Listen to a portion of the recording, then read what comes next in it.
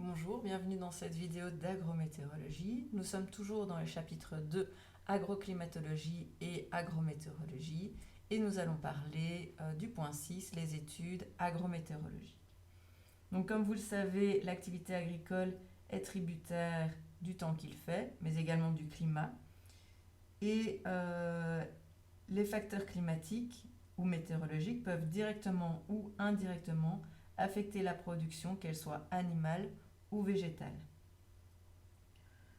Pour un agriculteur, les aléas du climat peuvent avoir un impact positif. C'est par exemple dans le cas d'une année particulièrement favorable, tant au niveau des précipitations que des températures, ou un impact négatif. On peut avoir des pertes totales ou partielles de la production suite à une grêle, une sécheresse. Donc l'agrométéorologie va permettre de préciser les effets des facteurs climatiques et météorologiques sur le matériel biologique, le sol et les techniques culturelles. L'objectif des études agrométéorologiques est de fournir à l'agriculteur des informations qui lui permettent de mieux ajuster ses décisions en fonction de 3 échéances temporelles: le court terme, 1 à 5 jours, le moyen terme, 12 jours à 2 mois, ou le long terme, 1 an ou plus. Les informations à court terme sont des informations type prévision générale du temps, donc c'est vraiment la météo. On utilise l'information météo pour, par exemple, faire des prévisions relatives aux moissons. Est-ce qu'on peut moissonner ou non? Ça, on va se poser la question de l'humidité et certainement des pluies. Pour la pulvérisation, par exemple, on va s'intéresser à la prévision des vents. Pour la pulvérisation, toujours, les températures vont nous intéresser. Alors, l'information peut également être adaptée en fonction de la période de l'année. Par exemple, la prévision des orages en été. Aux informations de type météo, on va ajouter des informations de type agronomique. Et le fait de joindre les informations agronomiques et les informations type prévision générale du temps vont nous permettre de mieux guider les cultures.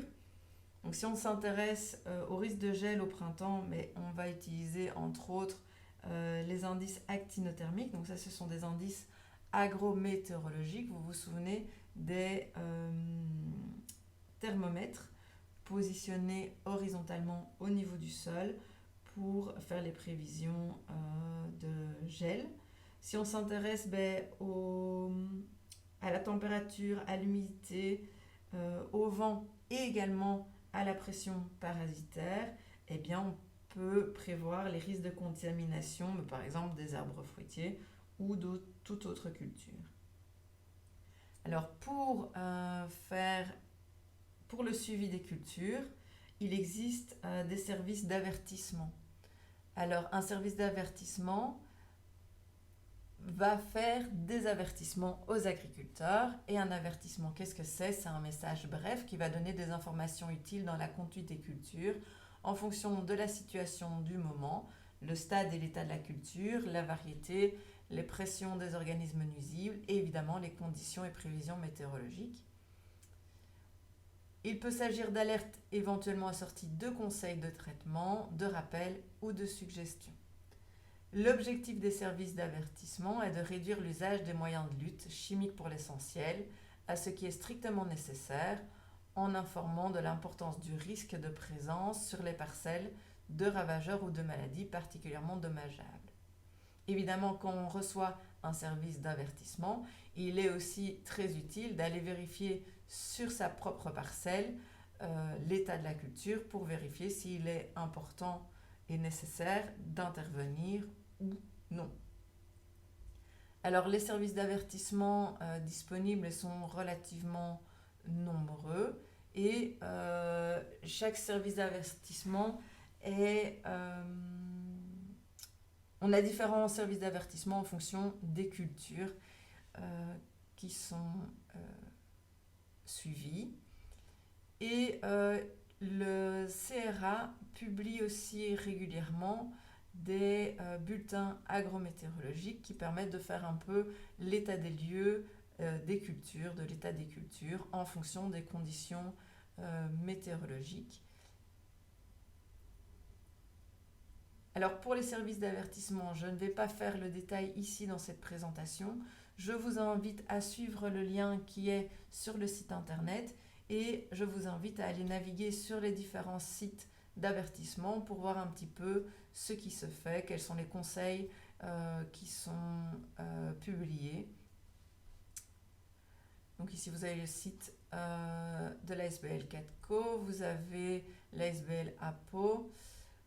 Voilà un avertissement, par exemple pour la progression de la rouille. Vous voyez que par exemple ici, vous avez une carte qui permet de voir un peu quelles sont les zones où il y a des maladies et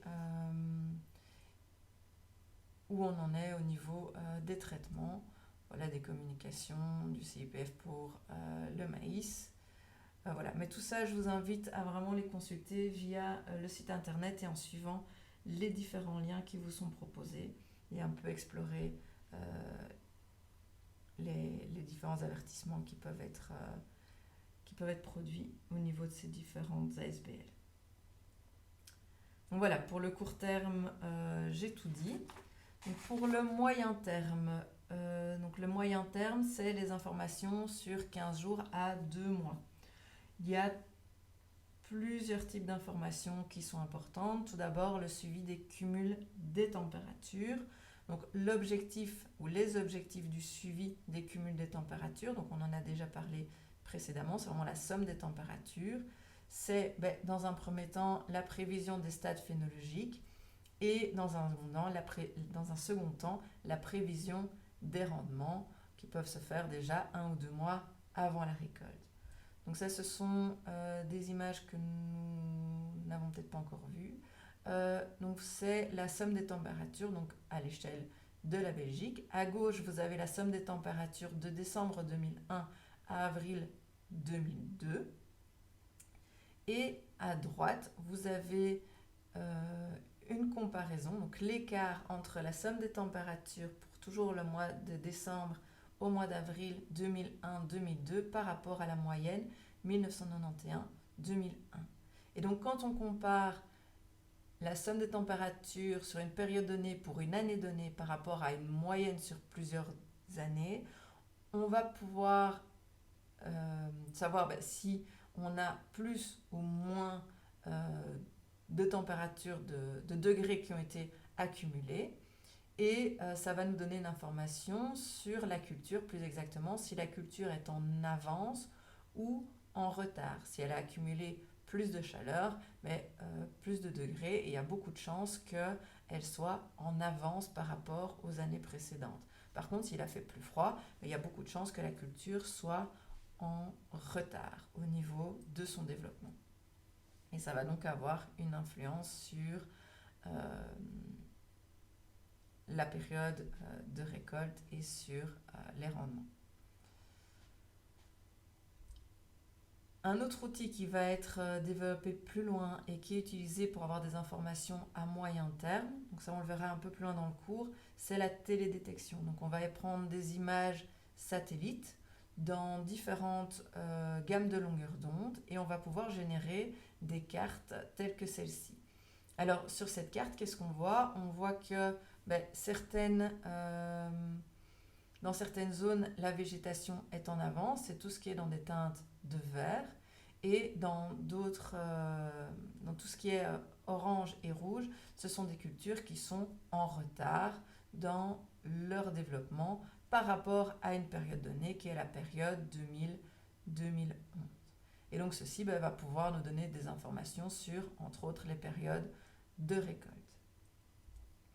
Une troisième information utile pour les études agrométéorologiques, études à moyen terme, c'est le suivi du bilan hydrique du sol. Donc on va vraiment suivre ce qui rentre et ce qui sort. Alors ce qui sort, c'est l'évapotranspiration, donc l'évaporation du sol et la transpiration de la plante.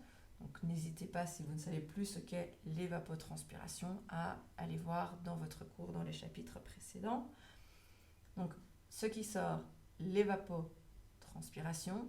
Ce qui rentre, c'est les précipitations, éventuellement l'irrigation. Donc quand on fait un bilan hydrique du sol, on va pouvoir prédire les risques de sécheresse. Alors vous avez ici deux cartes qui nous montrent le nombre de jours de stress hydrique au cours du mois de juillet 2003. À gauche pour le froment d'hiver et à droite pour le maïs. Donc on a fait un bilan hydrique du sol et on observe que le nombre de jours de stress hydrique pour le froment d'hiver est inférieur au nombre de jours de stress hydrique pour le maïs. C'est normal, le maïs a besoin de plus d'eau pour sa croissance et évidemment on est à des stades de développement qui ne sont pas les mêmes non plus. Voilà pour les informations à moyen terme. Alors, quand on veut faire dans des études agrométéorologiques, en général, on ne va pas parler du long terme parce qu'alors on parle plutôt d'agroclimatologie, mais je vais quand même l'aborder ici. Donc, quand on parle de zonage agroclimatique ou d'agroclimatologie, on va parler sur le long terme, donc 1 an ou plus. Donc, l'information sur le climat local est bien entendu indispensable à la conduite d'une exploitation parce que le climat va conditionner le sol, le choix des variétés ou de l'élevage, le choix de l'équipement et le choix des techniques culturelles. Alors, c'est intéressant par exemple de connaître le zonage agroclimatique quand on s'intéresse au changement climatique parce que le zonage agroclimatique, il va changer en fait et on va retrouver des conditions dans les pays nordiques, des conditions qu'on trouvait dans les pays du Sud. Et donc on va devoir adapter nos pratiques à ce qui est fait dans d'autres régions actuellement. Donc ça, ce sont des informations qui sont particulièrement intéressantes dans le cadre du changement climatique qui s'opère actuellement. Donc les informations, on va les cartographier. Voici par exemple la somme des températures pour les zones hors gel, pour les périodes hors gel, avec une température seuil, TA, qui est supérieure à 10 degrés. Donc on va sommer toutes les températures supérieures à 10 degrés. Vous voyez qu'en Afrique, il fait relativement plus chaud qu'en Russie. Et donc, ces informations peuvent par exemple être superposées à une autre information qui est cartographiée, qui est la carte des sols.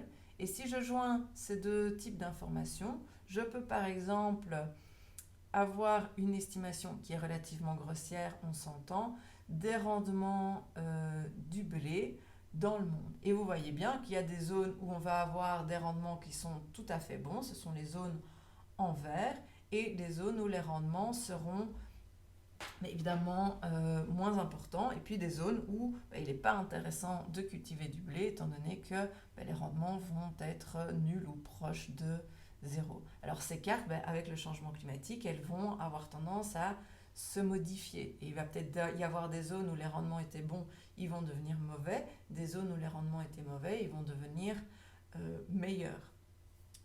Voilà. Ça, c'est tout ce que j'avais à dire sur le zonage agroclimatique. Alors, dans les études agrométéorologiques, on peut aussi faire des études du risque climatique. Alors, le risque climatique, qu'est-ce que c'est ? C'est l'interaction de 3 composantes qui sont l'aléa climatique, l'exposition des populations, milieux et activités sur les territoires et leur vulnérabilité à cet aléa climatique. Donc pour qu'il y ait un risque climatique, il faut une exposition, un aléa et une vulnérabilité. C'est ce qui est écrit ici. Alors quelques définitions, mais qu'est-ce que l'aléa climatique ? C'est un événement climatique ou d'origine climatique susceptible de se produire avec une probabilité plus ou moins élevée et pouvant entraîner des dommages sur les populations, les activités et les milieux.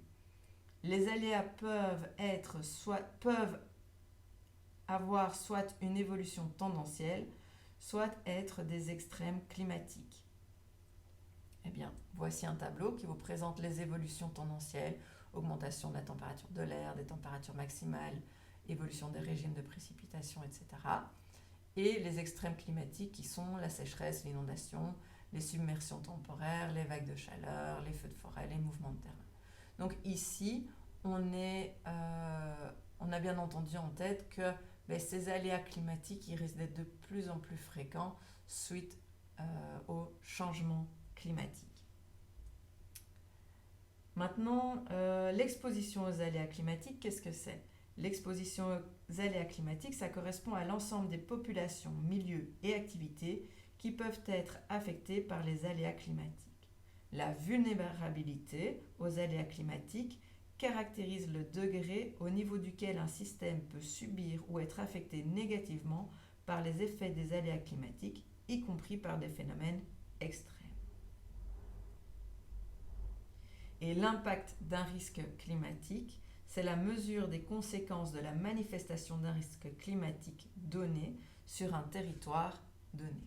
Alors voici un petit exemple. Prenons l'exemple d'un aléa qui peut affecter les cultures, le gel. L'exposition, nous on va s'intéresser au secteur agricole. Eh bien, la vulnérabilité, c'est la vulnérabilité de la culture qui va dépendre de l'état de développement de la culture. Et donc, la période d'influence à laquelle va se produire le gel est véritablement importante. En hiver, pour la culture, si je prends par exemple des fraisiers, le risque est nul. Par exemple, au printemps, le risque va être relativement élevé. Donc l'aléa, c'est le gel. Quand je parle du secteur agricole, donc les personnes touchées, les premières, ça va être les agriculteurs, mais il va également y avoir des répercussions sur les intermédiaires s'il y en a, et également sur les consommateurs. Et donc je vais quantifier mon risque en fonction de cet aléa, de cette exposition et de cette vulnérabilité. Alors le risque c'est quoi? Ça va être la perte de pied ou une diminution de rendement. Évidemment, le risque va être évalué en fonction de la fréquence d'apparition de ce risque. Est-ce que c'est chaque année? Est-ce que c'est une année sur deux? Est-ce que c'est tous les 10 ans? Et en fonction, on peut dire je tolère ce risque ou je ne le tolère pas. Ça va dépendre de paramètres qui sont des paramètres économiques. Alors voici un petit exercice. Je vous demande de lire le texte qui est également dans le syllabus et de m'expliquer quel est le risque climatique pour la culture du maïs dans la région d'Aire-sur-l'Adour. Alors, ce que je vous demande, c'est quel est l'aléa, quelle est la période d'influence, l'exposition, la fréquence d'apparition du risque, la vulnérabilité, et donc de me dire si le risque est élevé ou non. Je vous invite à faire cet exercice-ci. Il y en a également un deuxième sur des fraises qui se trouvent dans le syllabus. Je vous invite à le faire également.